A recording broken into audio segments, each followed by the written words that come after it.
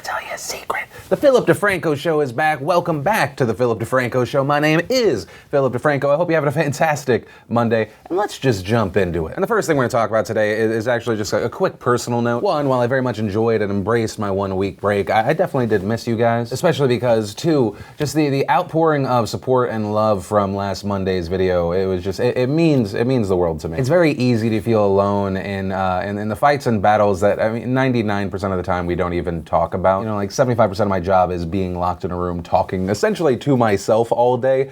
So just seeing all those comments, the tweets, everything, it just really reaffirms that we have something here. So just thank you. Also, a really quick note around the Philip DeFranco shows this week. I am going to try and sneak in some of the bigger stories that we didn't cover last week because there was no show. Also, this week's Friday Philip DeFranco show is going to be a huge catch-up video. Then also at the same time in these daily videos covering the news that is still happening. A week after a break is always a bit of a juggling act, so just a little heads up. And actually, the first thing we're going to talk about today is somewhat connected to the issues we've been talking about with YouTube. CNN continued this kind of mainstream media onslaught we've seen towards YouTube over the past few years, putting out the exclusive story, YouTube ran ads from hundreds of brands on extremist channels. And to that, I say, it's good to know that Felix is getting ads again. He said sarcastically as a joke, calm down. I think this story is an important thing to note for the YouTube community because I think it is important that we understand that YouTube is getting it from both sides right now. On the creator side, we have a ton of creators, including myself, feeling like our videos are being unfairly treated, whether it be demonetization, suppression, smaller channels that used to be partnered, now not, old and new channels that do qualify to be re-partnered, not able to get through, that there's this incredible bottleneck. And then at the same time, the exact opposite problem YouTube is facing is that mainstream media outlets keep reporting that ads are on videos that they should not be on. And I do want to point out at this point that I think that there is a problem for YouTube running ads on inappropriate videos, but I also feel like a lot of these places, including CNN,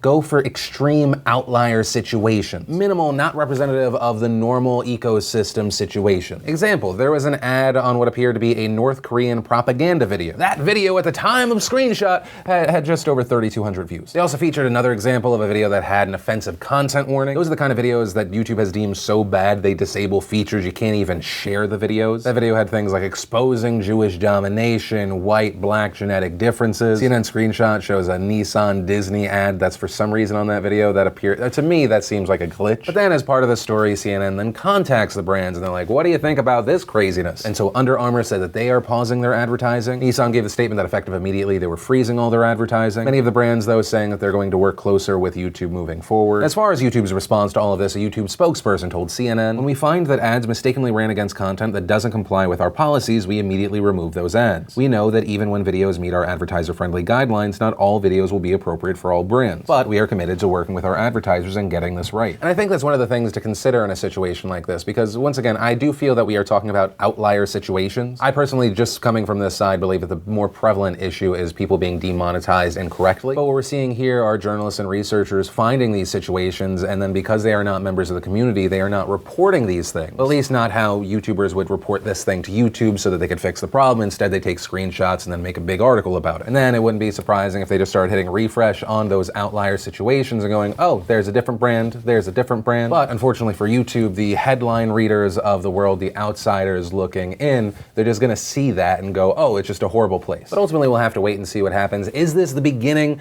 of another adpocalypse, or is everything going to be fine? I know that I'm usually a cynic. I do have that self-awareness. I do think that overall things are going to be fine. Example, Under Armour, who of course said that they were going to suspend their ads, have already now come back to buying ads. This after reportedly working with YouTube to put additional safety measures in place. Which I will say, the turnaround time on that situation, it makes me wonder if just the brand did not have the proper settings in for ad buys. But ultimately, like we always have to do in these situations, we will have to wait and see.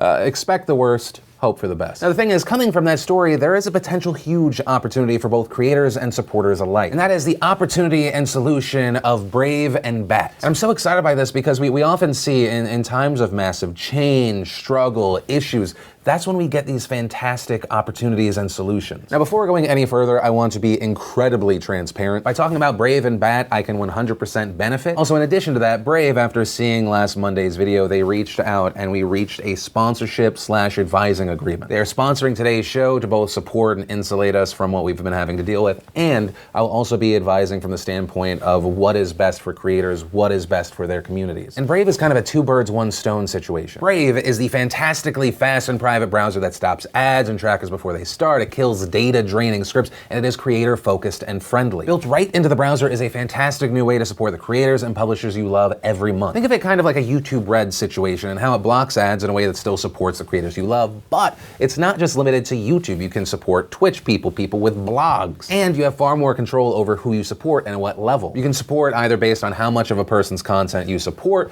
or by guaranteeing a certain percentage. They call that pinning. It's a fantastic solution for everyone, but especially creators that make short form content. Like on YouTube, when you're talking about YouTube Red money going to the creators you support, sometimes the creators that end up getting screwed are people like animators. In that system, shows like mine are heavily favored, 15 to 20 minute daily shows, whereas they have to put in a lot of effort just for 1-2 minutes. So you get to support in a way that doesn't seem to penalize people and make them have to stretch out content. So here is what I recommend you do. One, if you want to support my show in its current environment, I want you to click the link down below. Download and try out Brave for a month, see if you love it as much as I do. And the extra added benefit there is without you having to spend any money, Brave will contribute $5 on your behalf to my show. Two, if you are already on board with the idea of using BAT to contribute to other creators you enjoy, you can go download it, create a wallet, start supporting additional creators today. And three, to my fellow content creators, if you put out content on YouTube, Twitch, wherever, click the link down below, become a verified publisher. It lets the people that already use Brave know that you are on board, that if they choose to support you, that you will receive that support. And to those fellow creators, it will allow you to set up your own referral link, like the one I mentioned today, the $5 support one. You can kick it out to your own audience, and you can start getting that same support at no cost to your viewers. Also, additionally, on the note of no cost to your viewers, Brave is working on a pretty much get paid to browse solution. This for those chunks of your audience that really do want to support what you're doing but don't have the bank. But that's it. I highly recommend you check it out. I think one, it's a fantastic browser. Two, a fantastic solution. But from that note, I want to share some stuff I love today and today in awesome. And the first bit of awesome is Fortnite awesome. I just have to give props to Tyler Ninja Blevins. Over the weekend in Vegas, he held an event called Ninja Vegas 18. It was a massive Fortnite event, both in person and online. There were reportedly around $50,000 in cash and prizes. And during the stream, Ninja actually broke his previous record, which of course he famously set with Drake, that being around 628,000 concurrent viewers on Twitch at one time. This time, according to some reports, there were around 680,000 concurrent viewers at one time, which obviously is impressive in its own right, but I also think it should be noted because when Ninja broke the record last time, the way so many places reported the story is that Drake broke the record. But seeing this happen, an even greater number while not having a Drake, I think it really highlights that it is Ninja, it is the Twitch community that is the draw. That it's not online creators like a Ninja that are being pulled up by mainstream. I think the legitimacy is important, but there needs to be a respect that this is mutually beneficial. But yeah, that's where that one ends. Essentially just props to Ninja for continually raising the bar for the community and the platform. Then, and while I was on break, awesome, we got a Deadpool 2 trailer. You want to be the 14 millionth person to watch that? I highly recommend it. I'm very excited, and not just for Peter. Then we got a trailer for Crazy Rich Asians, which I'm just excited to get some more Constance Wu in my life. We also had astronaut Chris Hadfield debunking space myths with Wired, Tom Scott sending garlic bread to the edge of space and then eating it. And if you want to see the full versions of everything I just shared, the secret link of the day, anything at all, links as always are in the description down below. And then let's talk about what appears to be the now final update around the Marcus Meechan free speech situation. Marcus, who is also known on the internet as Count Dankula, has had what I imagine to be an incredibly stressful past 2 years. If you're not familiar with this story, it all starts April 11th, 2016. He posts a video titled, "Mate, your dog's a Nazi," and the whole premise of the video is he thinks his girlfriend loves the dog too much, so he's going to ruin the dog by teaching it to be a Nazi, so the dog watches Hitler. The dog does a Nazi-esque salute, which is really just give me your paw. And 17 days after posting that video, Marcus is arrested for allegedly committing a hate crime by posting that video. And over the past 2 years, Marcus's trial has just been suspended time and time again. It looked like it was going to end in January. At that time, prosecutors actually end up pursuing harder charges, something that would increase his possible sentence from 1 year to 5 years. The judge ends up denying that request, pushes the trial to March 20th, where on March 20th, he was found guilty. And following that judgment, there was a massive debate and conversation on both a local and international level about freedom of speech, freedom of expression. Comedians like Ricky Gervais tweeting their disgust and concern over this decision. And all of that led to Marcus being sentenced today, and after 2 years, a 2-year legal battle, it was decided that Marcus will not serve jail time and will just get a fine of around $1,100. And as far as the reaction to the sentencing, there's a mixed reaction. Those who support Meechan saying they're happy he's not going to jail, that is fantastic, but that it's still ridiculous he was convicted convicted of a crime in the first place, arguing that it sets up a horrible precedent. That is still incredibly concerning. What happens when there's not as much media attention on a story like this? And then of course you still have those who believe that Meechin is anti-Semitic, that he's not being punished enough. And I will say, for me personally, where I land on this is I am happy Meechin is not going to jail for this. And I personally find it troubling that apparently context doesn't matter, especially when that context has to do with the attempt at comedy. And I think that note was actually hit on fantastically with this moment that was caught on camera after Meechin left the courthouse. The video shows a reporter from Sky News by the name of James Matthews pressing Marcus. You said gas was used 23 times. What's funny about that? The context of it is the juxtaposition of having an adorable animal react to something vulgar. That was the entire point of the joke. Have you seen the video? Do you accept you committed a crime? Have you seen the video? I have. Right, okay, so I explained the context in it, so why are you asking me again? Well, the context is that you've been fined £800 for a crime that you committed. We're talking about the context of the video. Don't try and move on. We had in court. Yeah, can I just ask, why did we had in court that you committed gross offence against a large community of people. 6 million Jews were killed in the Holocaust. You just said the statement a couple of seconds ago. Why should I consider your context if you're not concerning mine? You've broken the law. Do you regret breaking the law? You just broke the law 2 seconds ago when you said the phrase.